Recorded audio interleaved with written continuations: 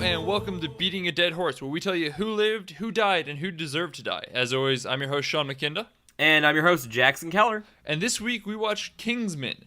Kingsman is what happens if you let Quentin Tarantino direct a James Bond movie. Minus the foot fetish and self-insert stuff. This is one of our favorite movies. It's a really, really enjoyable romp. I absolutely adore this movie, and we're gonna keep shit positive this week, so expect like nothing but good things. That said, I'm gonna throw this out here really quick in that we do realize that there is a couple problematic elements to this movie. We realize this, we like it anyway, and we've just had such a run of bad movies that we're gonna only focus on the good this week. So if we don't dive into it, forgive us, but we want to be positive for a week, so we're going to love Kingsman.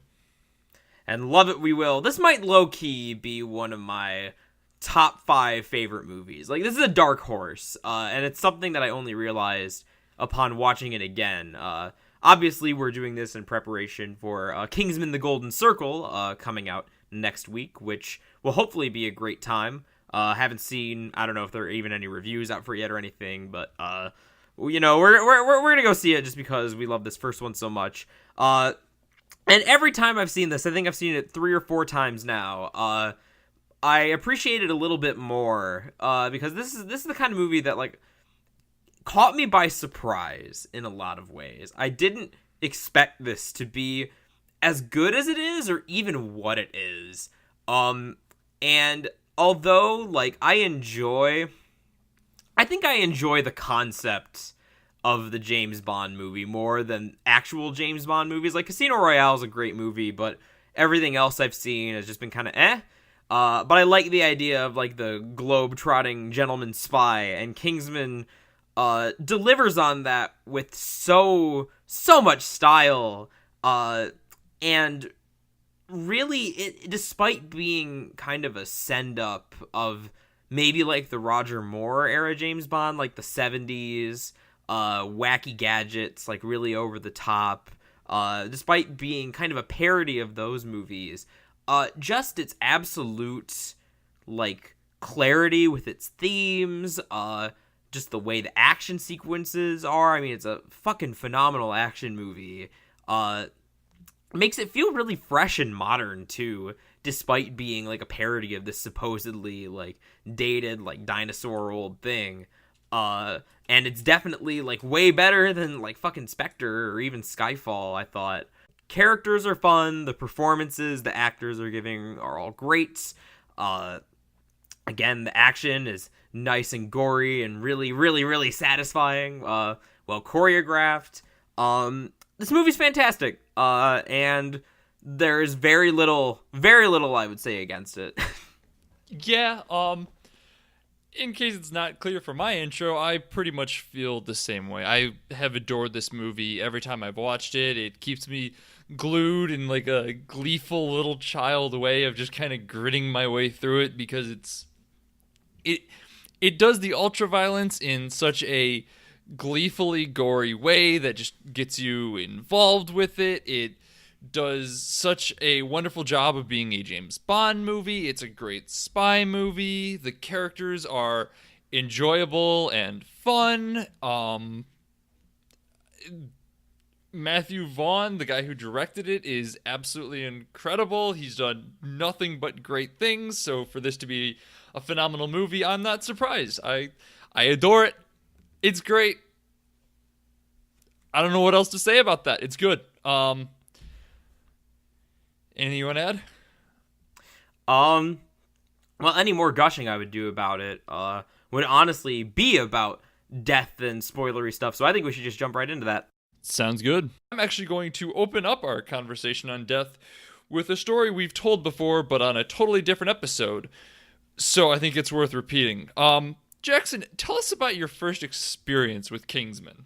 Oh, sure. So this movie came, and I had seen the previews for it.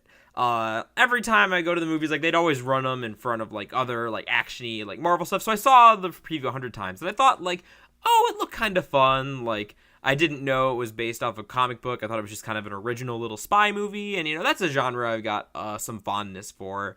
And the previews just made it seem kind of like a snarky PG-13 looking spy movie. The trailers were not super representative of the final film, it turns out.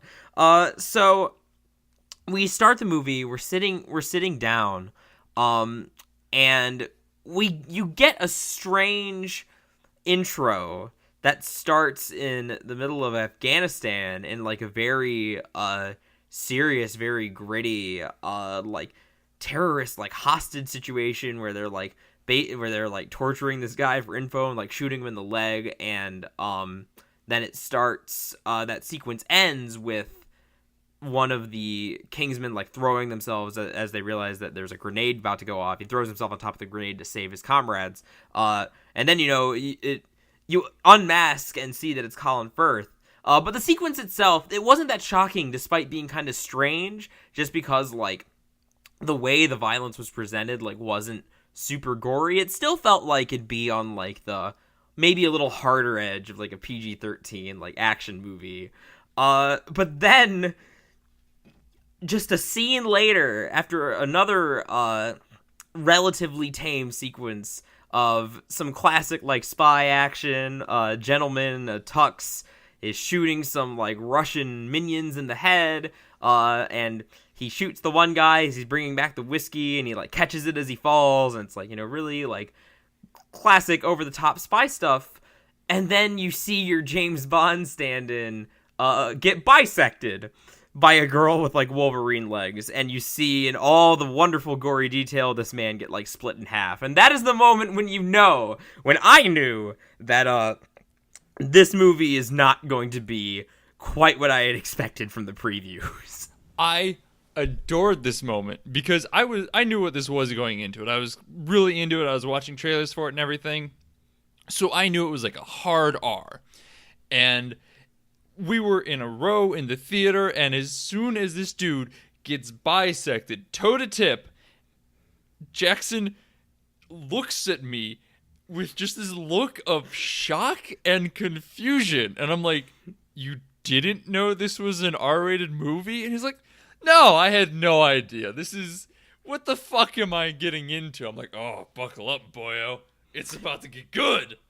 Well, that's the other thing, too, is that I hadn't, at the time when I first watched this, I had not seen Kick-Ass, and I didn't know that this was from the director of Kick-Ass, which if I did, might have clued me in a little bit more. And like, again, from the previews, it doesn't focus so much on the violence. It focused more on like, the gadgets and like Colin Firth being classy and kind of establishing like his and Eggsy's personalities. So like you see, like obviously the previews are telling you that it's rated R, but like it never registered with me just because it didn't seem like that kind of movie. But then when you realize it is that kind of movie, the movie takes you for a ride, and what a wonderful ride it is. Just to speak to the director, though, he also directed Stardust, which is a retelling of a Neil Gaiman love story that doesn't feature any of this ultraviolet stuff here. So even if you knew who the director was at the time, you might not have realized what you were in for. Because he also directed X-Men First Class, and like that's a pretty standard like superhero prequel. So it's a bit. It seems like just from the few films that I know from him, like it's like a mixed bag of whether or not you're going to get this. So I mean, props to him. He's got a great repertoire, and I love pretty much all of his movies. But oh god, he did Fantastic. That was Josh Trank. No, he produced Fantastic. Producer can mean a lot of things. It could. I just didn't realize that. I'm looking at his IMDb page as we talk and just had a minute of shock and horror. So, looking at our personal experiences, it does a really nice job of demonstrating how these first few scenes set up this movie absolutely beautifully. This scene in Afghanistan plays out as a wonderful homage to Spies, albeit a little bit strange because we don't normally see that side of the spy movie, but it still felt like a spy movie. So to follow it up with more spy movie death and shooting guns, to immediately follow that with a dude getting cut in half, really does an incredible job of setting the stage for the movie. It shows that we are going to have both the bog standard spy to this crazy bit of ultraviolence that will exist throughout. It kind of shows that it is both a clever take on the spy movie while being a very good spy movie unto itself. And that's all within like the first 7 minutes. That might even be high. It might be within like the first 5. It's a really good start to this movie that immediately tells you what you're in for. Yeah. Because I want to focus on this intro for just a little bit longer. Because again, as per usual, I had been doing some reading about this movie, and Film Critic Hulk a little while back wrote a excellent article about this movie that I love pretty much every word of. I disagree with him on one particularly major scene, but we'll get to that. And I think I'm more with him, more in his camp on the intro, because he sort of takes this position that the Afghanistan scene is a very weird way to start, just because it's a little bit more, I don't know if bold is the right word, but a little bit more like maybe honest about like what actually goes on with sort of this with this idea of the spy. It feels almost as much of like a dressing down of the genre as like the literal James Bond figure like getting cut in half, just because it's where we're starting off. And I know that the spy movie has taken different forms, like especially as the years have gone by. There's like they even address this in the movie itself. Arthur asks Eggsy like why he named his dog JB, like, oh, was it James Bond or Jack Bauer or Jason Bourne? So we've had a lot of these visions of like the super spy, and they've all been sort of romanticized as these like badasses. But I think what the Afghanistan scene does is like really re-emphasize this kind of more realistic brutality. It takes away, again, that image of, like, the martini drinking, like, womanizing, like, whatever, like, what we all think of when we think of, like, the movie Spy, and it just gets to kind of this, like, cruelty of, like, seeing this really, again, it's not, like, over-the-top gore, but it, like, really hits you in the gut. Like, he starts counting down to get these, to get this information. He just, like, shoots him in both of his knees. And you can kind of see, like, the pain. Like, all the Kingsmen's faces are covered. We don't get this, like, super slick image of them like we do later.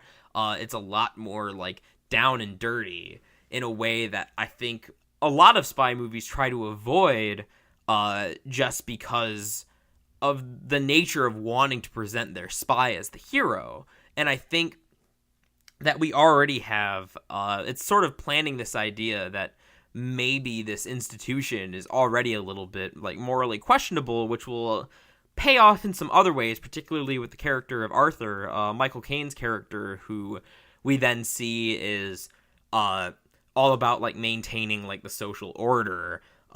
He ends up going along with Valentine's plan. Like he has the chip that'll keep him from going like crazy violent.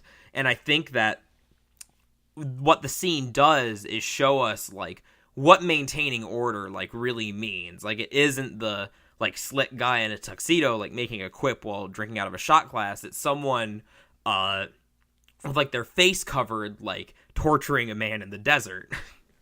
I don't disagree with the conclusion per se. I think it's It's definitely accurate to giving a different side of things from what we are used to seeing. I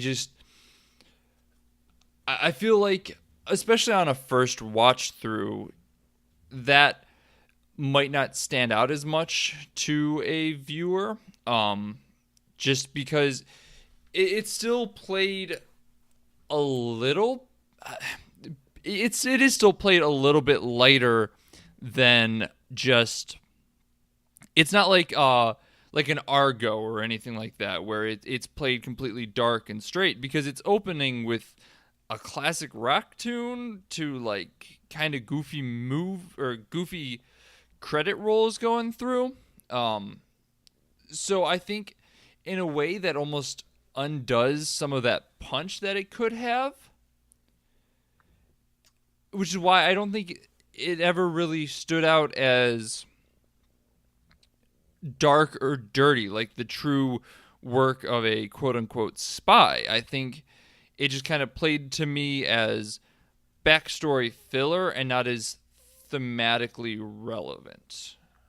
And it totally, with what you are saying in mind, it absolutely is thematically relevant, but because of the prefacing title crawl, it feels weakened, is what it boils down to.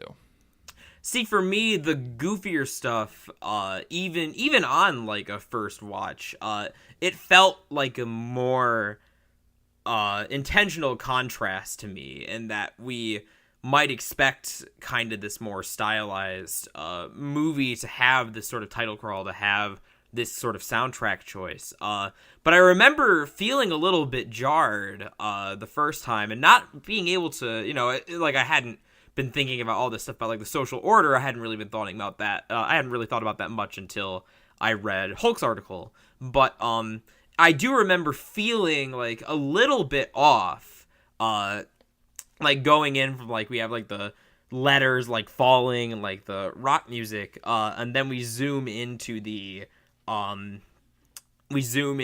compound, and I was sort of expecting something more like what we get in the Argentina scene, where you have the more over the top action sequence, and just that sequence, everything's a little bit more downplayed. I think that jumped out at me more precisely because the first couple seconds were a bit more goofy, playing a bit more like stylized, having some fun with kind of the presentation. I think that actually made the more serious stuff like stand out even more to me. So I definitely agree with you, and I think that really plays into the church Galahad scene later on. I don't know. There's something about the opening title crawl and the way it's handled, and I might be able to get a better handle on it if I went back and like really paid attention now that I have this view on it, because I didn't make that connection until you started talking about it, why it doesn't necessarily hit as well for me, but like I can't explain that to you at this moment. Perfectly understandable.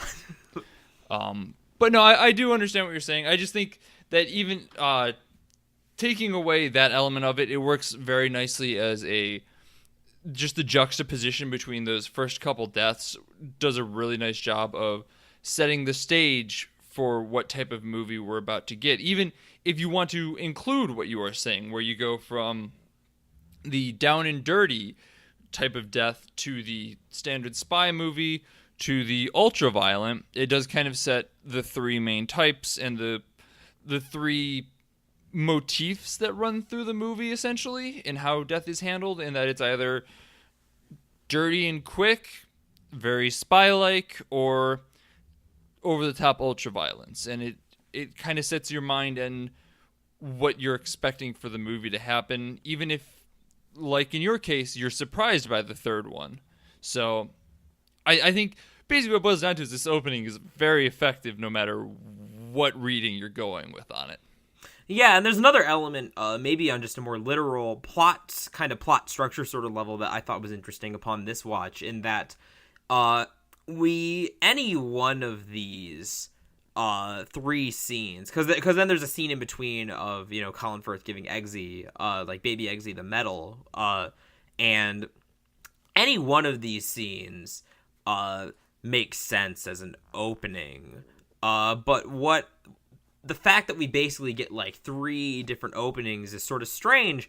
But I think if you look at the progression of like who we identify as kind of the protagonists in each scene, because at the end of the Afghanistan scene, Colin Firth, I believe it's Lancelot. Yeah, it's Lancelot because that's the position they're trying to fill. He like officially initiates Lancelot into like being a Kingsman. Like that was his first like real mission. And then that's the character who reappears in the Argentina scene. Whereas then in between, we get the introduction of our actual protagonist Eggsy.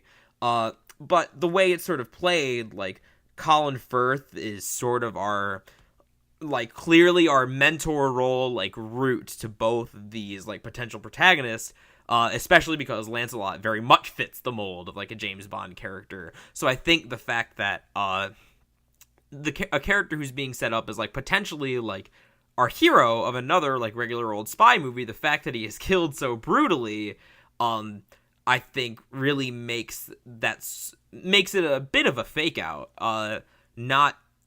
and again, it may be a little bit lessened by the previews, because in the previews, the focus is obviously on Eggsy. But if you're just going into this movie blind, it can be kind of shocking to see, like, you know, the suave spy, like, getting taken care of in such, like, an undignified, brutal way. Yeah, that's a very good point.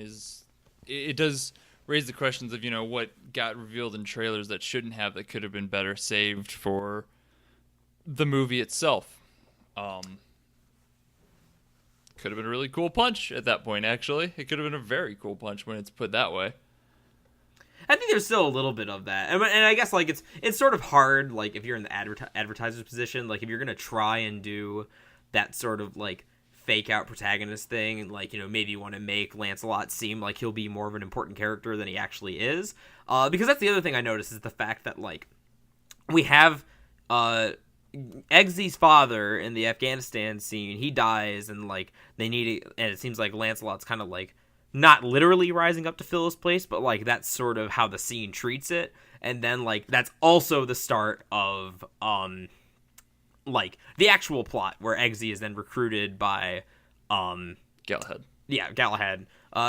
And so we have this kind of motif of like rising up to like take someone else's place already.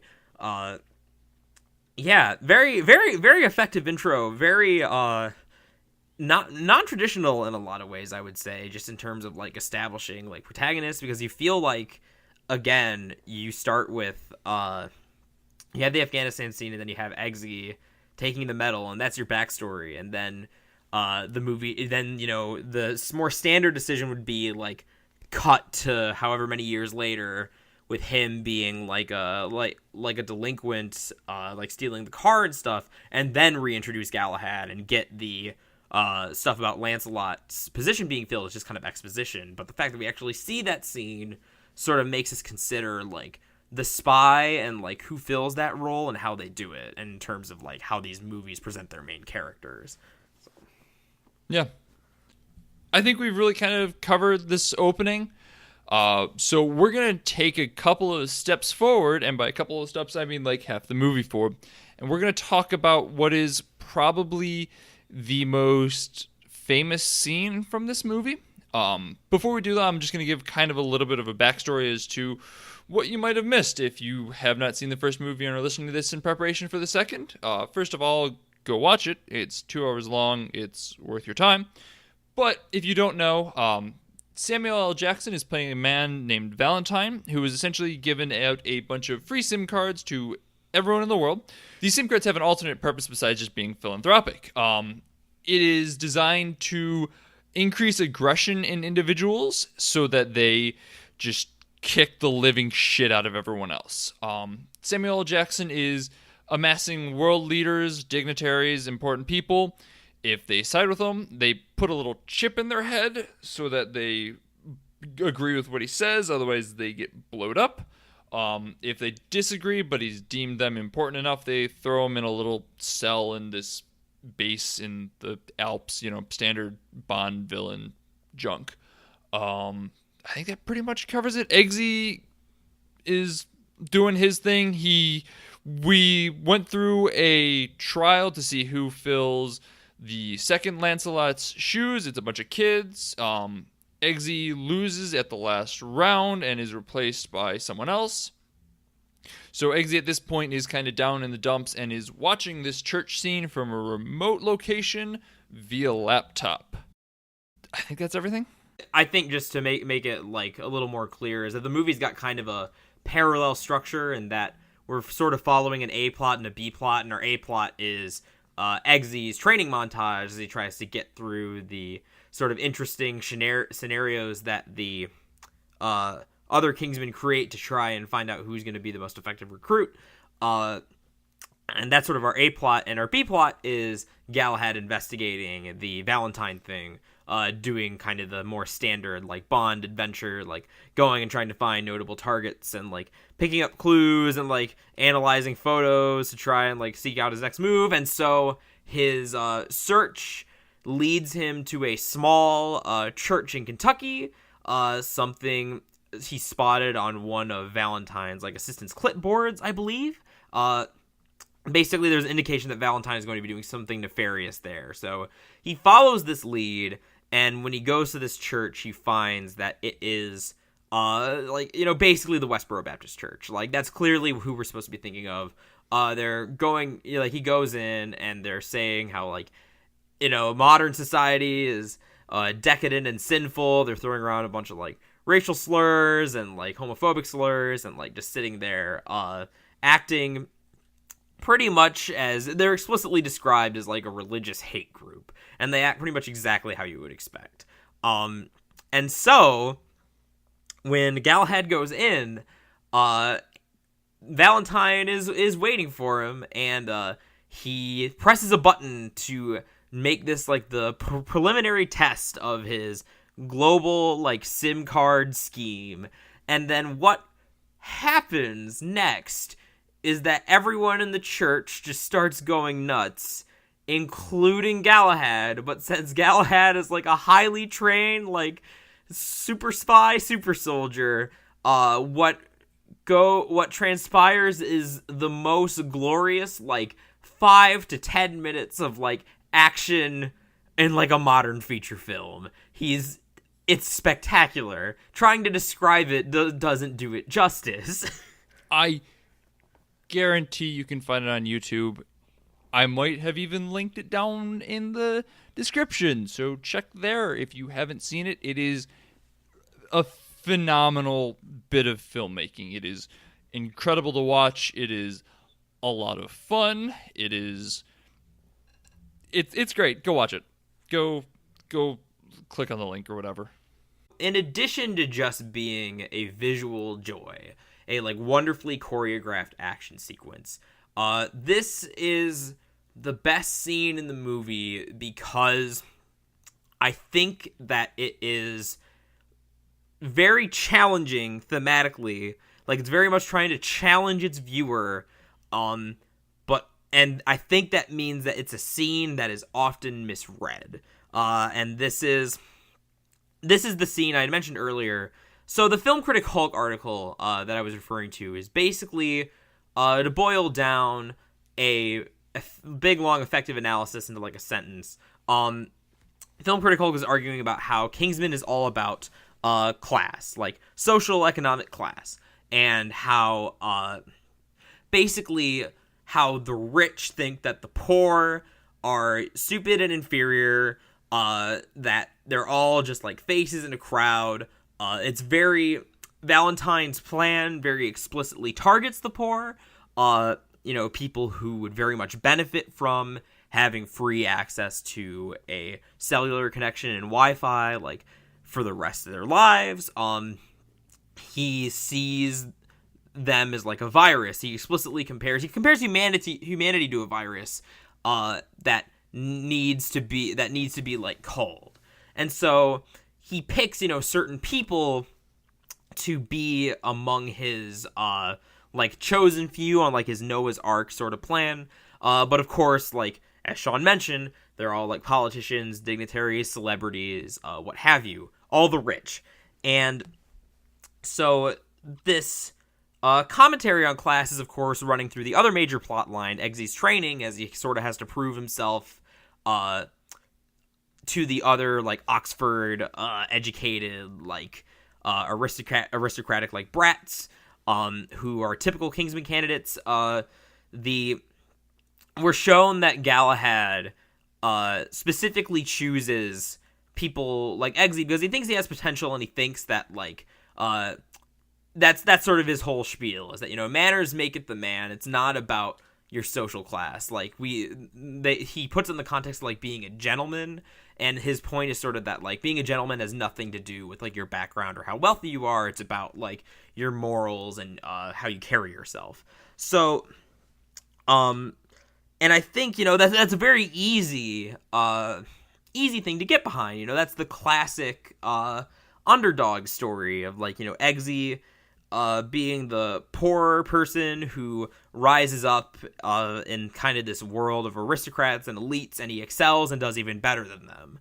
And it's an idea that's very easy for us to get behind. So what I think the church scene is doing is that's a little bit more subversive, is playing off our cultural biases and like how we stereotype people, and sort of challenging us to think about whether or not, like, if we were in like the position of Valentine's chosen few, like whether we would really like react to it with disgust like we think we would. Because so in Hulk's article, the way that he describes this scene is that the intention of it is to just sort of overload you with violence to the point where you're numb to it. And that's sort of the intention.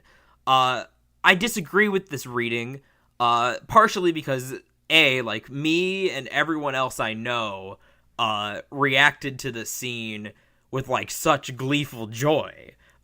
We were, you know, just absolutely thrilled. Like, there's a reason it's the most famous scene, and it's shot in a really indulgent sort of way that really wants to make, like, Colin Firth look like a badass. And one of the ways that it does that is right before the scene starts, he's about to leave, and he gets this and one of the churchgoers like challenges him, like, who are you, like, where are you going? And like, fed up with all of their racism and their homophobia, I don't remember the exact line, but it's something along the lines of like, I'm going to go home and like make love to my black Jewish boyfriend and like with my atheistic like whatever. He delivers this like really like smart, like strongly worded like quip that's supposed to be, you know, like, hooray! Because the thing about the Westboro Baptist Church is like pretty much everyone can agree that like they're bad guys. Everyone worth taking seriously anyway. Nobody likes them, so it's nice. It's a nice little indulgent moment that we get to see our hero act better than them. And so it's also satisfying when we see him kill the whole room of them, because we don't feel bad. The movie doesn't even want us to see them as human until it does. Until afterwards, when Colin Firth is done and he's standing in a room full of bodies that he took out with the efficiency of like the fucking Spetsnaz, and he's looking around like, oh my god, like, what did they do to me? Like, this is fucked. Like, this is horrific. And that's when he goes outside and like the next scene plays. So I think this scene, not so much being, if we're looking at it from like the class angle, it's not so much trying to like overload us with violence, sort of as I believe Film Critic Hulk is trying to say. I think it wants us rooting for Colin Firth in this scene. It wants us rooting for the deaths of these people. And I think by doing that, it's trying to like poke at like certain stereotypes and assumptions that we have about the way society is, particularly the way American society is.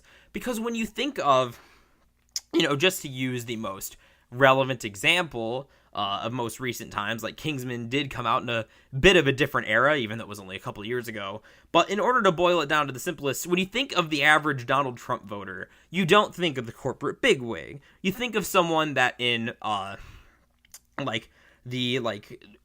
callous terms you would maybe dismiss as like a redneck. Like, oh, they're just in the South. They're just in the rural areas. Like, they're dumb. They don't know what's good for them. Like, that's the attitude of a lot of people. That's maybe sort of kind of the elite sort of attitude. And I think the film is very, very specifically, without even indicating that these people are poor, I think the film is trying to get you to just kind of assume that they are through these other, like, social indicators, and then, like, putting you basically in the position of Valentine. Like, we don't need these people. We want to see, like, Colin Firth go ham on them because they're the bad guys. And so by working with these kind of implicit biases, sort of what society is teaching us to think, it helps reestablish that point. Because if you look at the actual statistics of who voted for Donald Trump, like, class had very little to do with it. True, Donald Trump did win, like, the vote of working class white people. He also won the vote of college educated white people. He won the vote of white women. He won the vote of, like, the rich and the elite. Race had a lot more to do with it than class did. So by painting it as these bad guys, by painting this Westboro Baptist stand-in just with the broad, like, overly simplistic brush, and then having you sort of, like, again, getting you really fired up with this really cool action sequence against a bad guy that you feel like there's no reason to feel bad about. I think the film is trying to force you to consider, like, maybe, like, Valentine's plan, like, even though, like, we're sitting here from the context of a movie audience looking at, like, a literal Bond villain, it's easy to see, like, to say, like, oh, I wouldn't be like that. Like, I don't subscribe to this philosophy. Like, everyone's important. Everyone's got potential. It's just like Eggsy. It's just like Colin Firth believes. You're sort of putting yourself in the position of Colin Firth. And I think that's why it's no accident that, like, he's the one that has to do all this killing. That he's the one who is, like, just as much susceptible to the plan. Because I think the film is trying to get at the fact that, like, the audience is susceptible to the plan on, like, a cultural level. And that's why I think the church scene is so brilliant. It's not just a like, cool action scene. It's a cool action scene that is then, like, trying to provoke the audience and having some sort of, like, deeper reaction, like, make them consider, like, why they think this is so cool and, like, maybe what's fucked up about that.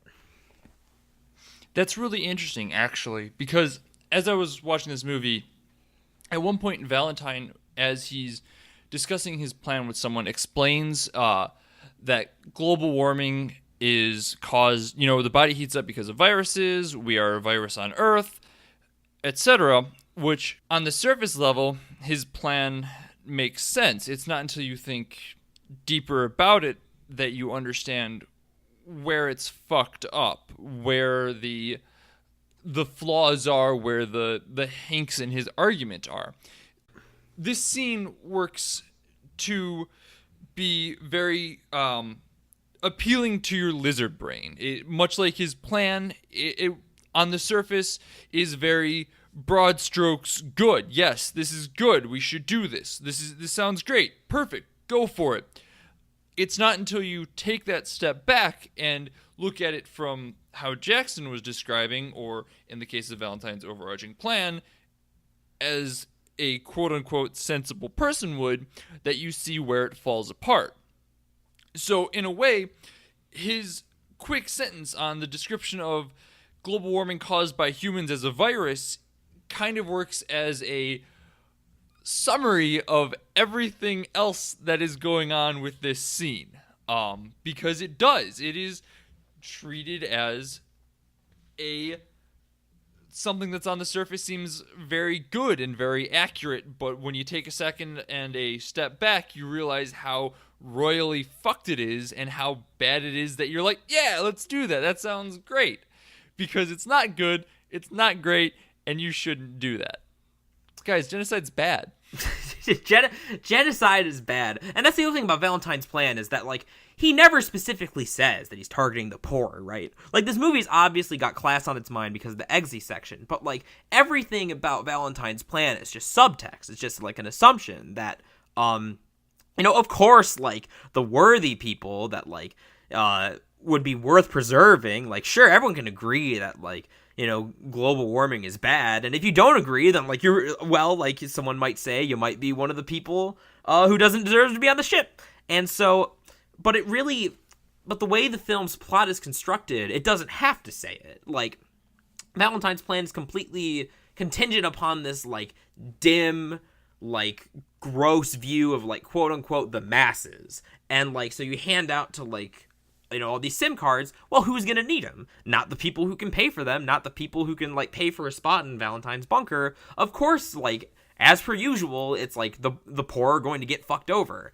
And so, like, basically what the church scene is sort of confronting you with is this assumption that maybe you have, like, deep down, like, something you don't want to admit, that, like, you're thinking to yourself, like, yes, like, a lot of people are bad, like, they're sheep, like, they have all these, like, terrible beliefs, they have these terrible ideas, and, like, again, specifically having that class wrinkle to it of, like, oh, we don't care about the people who are in this red state, like, they voted for Donald Trump, they're fucking idiots, and what this is doing then is, like, trying to make that connection between, like, you sort of implicitly thinking, like, I deserve to be on Valentine's ship, like in his bunker, like, of course I do, but really, just kind of exposing the, like, inhumanity of that point of view, and, like, the oversimplification of, like,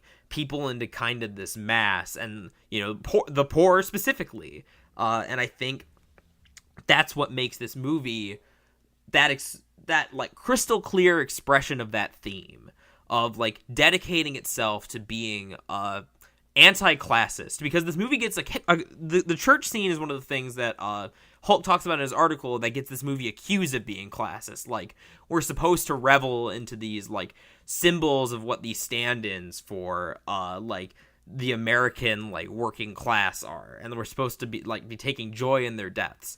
And while that reading, I think, is true, it's not going deep enough, because the movie then wants you to examine that reaction. It wants you to realize that, like, that's a fucked up point of view. That's putting me, like, square in line with what this, like, over-the-top Bond villain is doing. Like a literal Bond villain. And really associating those kind of classist assumptions with this, like, big, bad, genocidal evil. This movie is impressive in that it makes such, like, a crazy, like, sci-fi genocide plot, like, seem pretty nuanced, Yeah, it really, it does. It's something else, I'll tell you what. So we're gonna transition from this, and much like the church scene being a mass craziness into a quick shot as Galahad dies, we're going to go from deep and wild to pretty much talking about Galahad's death on a more surface level. Galahad dies pretty unceremoniously, and it is fitting and pretty great. He just gets a quick bullet to the head as Valentine explains that he is in fact not going to monologue and give Galahad this absurd chance of escaping. Before we dive into this, I would like to mention that, yes, we are aware that Galahad is back for Kingsman 2. However, we have not seen it. We do not have the context for what is happening in Kingsman 2. So we're gonna play it straight like he dies in this movie and talk about what happens next week, I'm sure.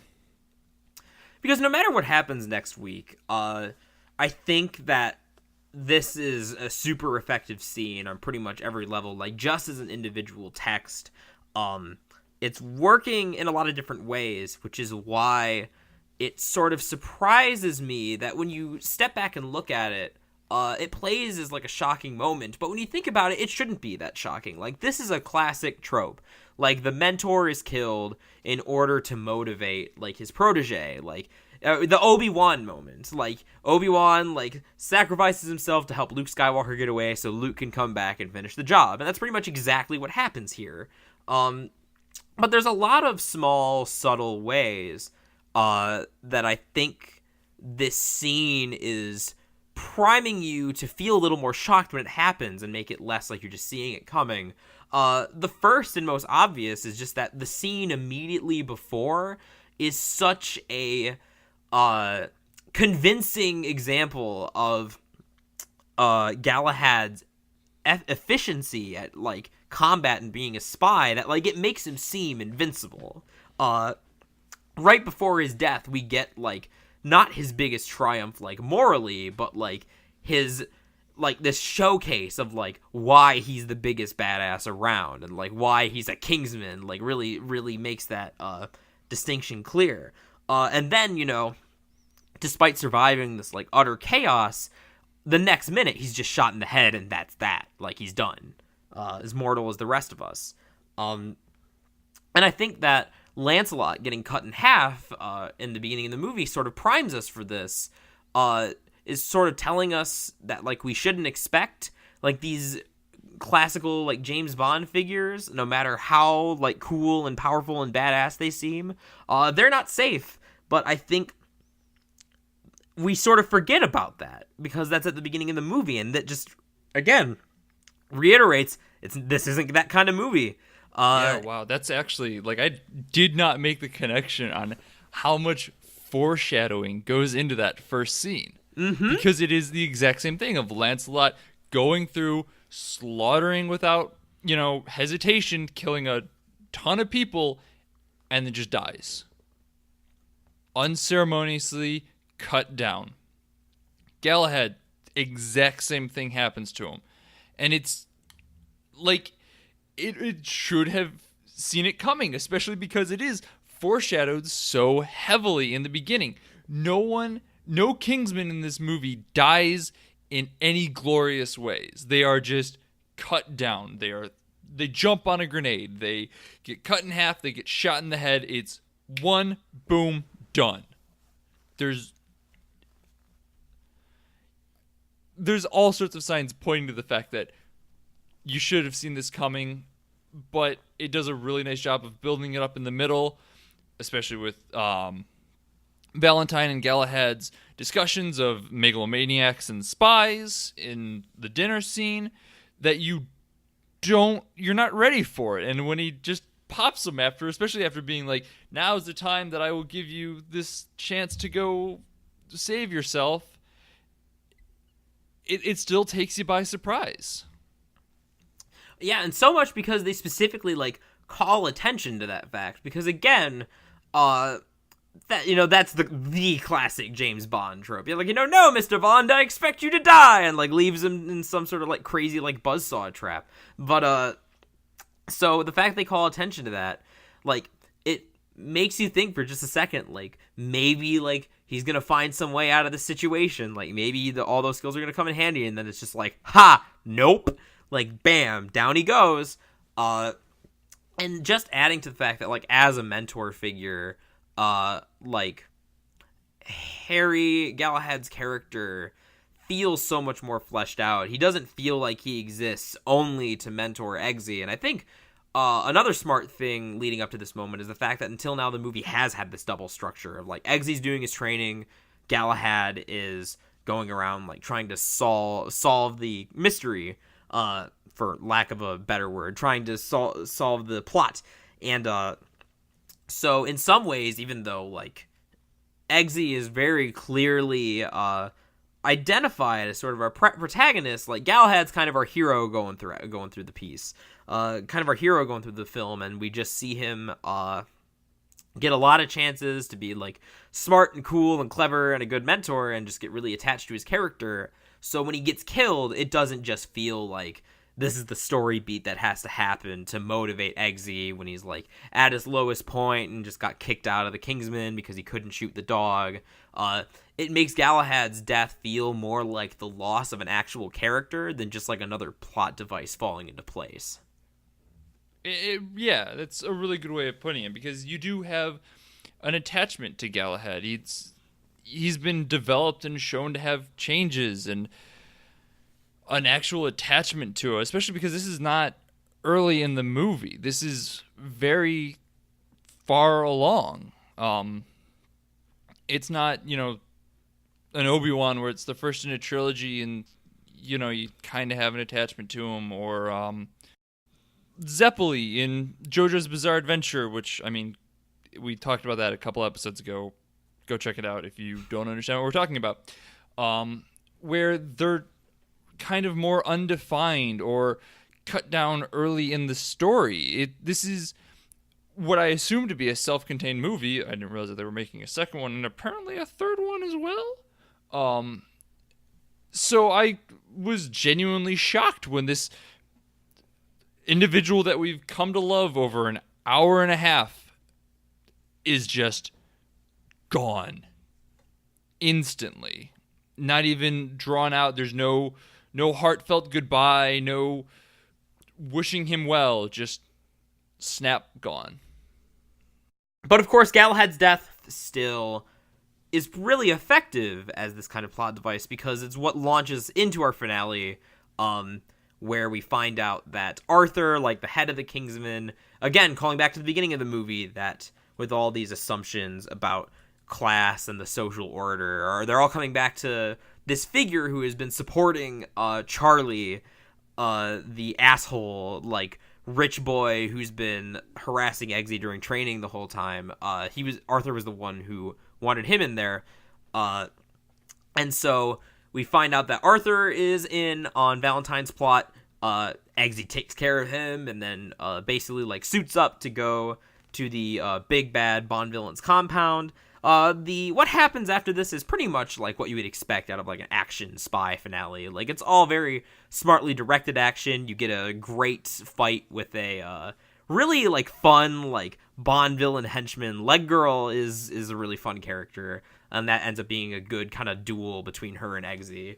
But really the only other thing of note, sort of coming back and like cementing those questions about class that the movie has been sort of trying to get you to think about in a really like over the top, really brutal, but still like really satisfying way, is when Eggsy reverses Valentine's like countermeasure. Or not Eggsy, Merlin does it. Merlin hacks into the system, and by doing that, he is able to explode everyone's head in a glorious sequence full of not like a really gory way. It's all very colorful. And they just kind of pop off one by one, almost like champagne corks. And it's this moment where, like, not like the scenes of, like, the masses, like, fighting each other after getting a bit of an activation on the SIM cards. It's not like the church scene. It's not people, like, being victimized as part of, like, this, like, elite plot.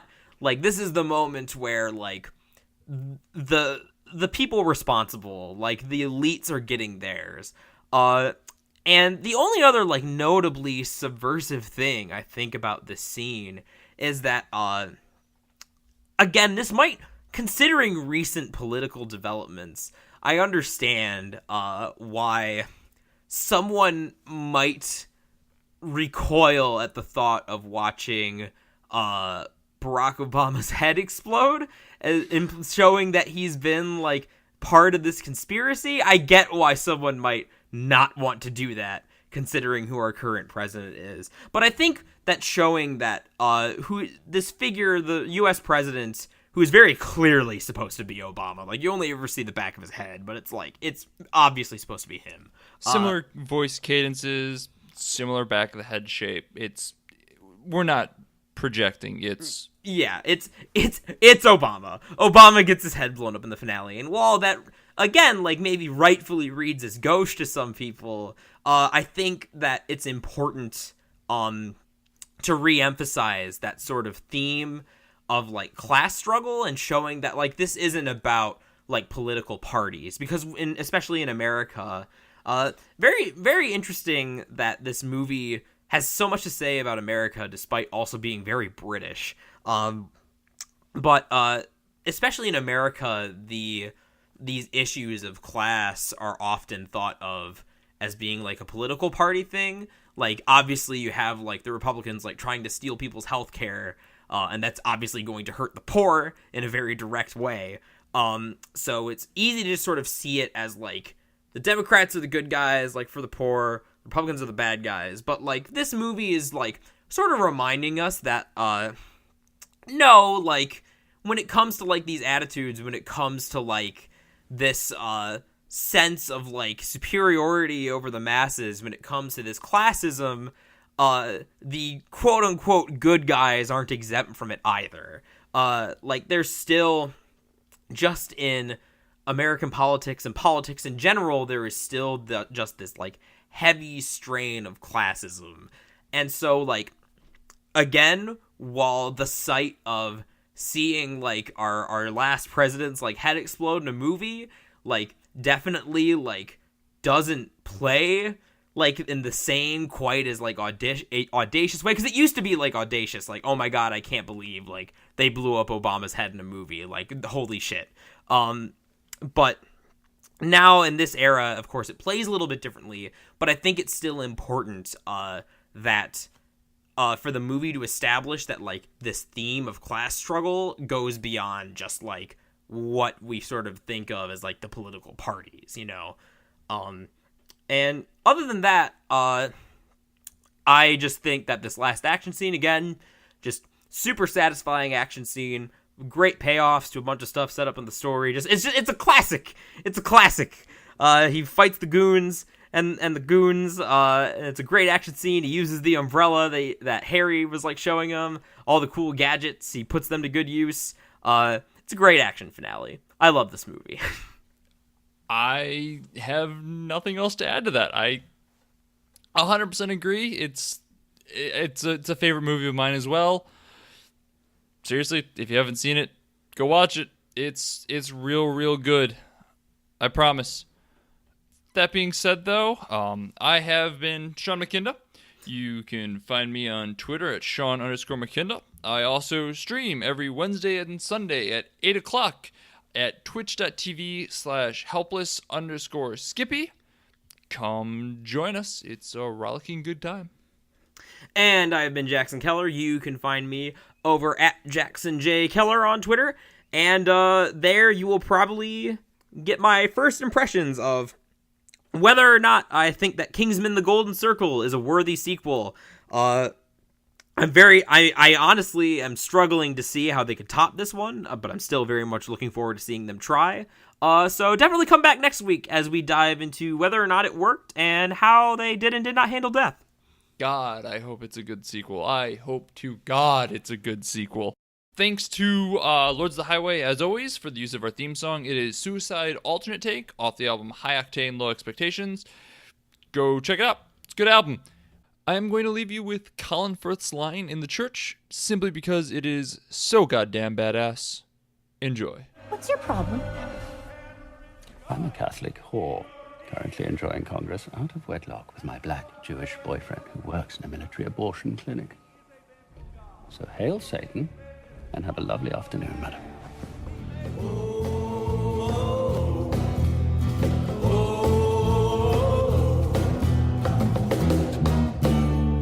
Don't you go into the ground.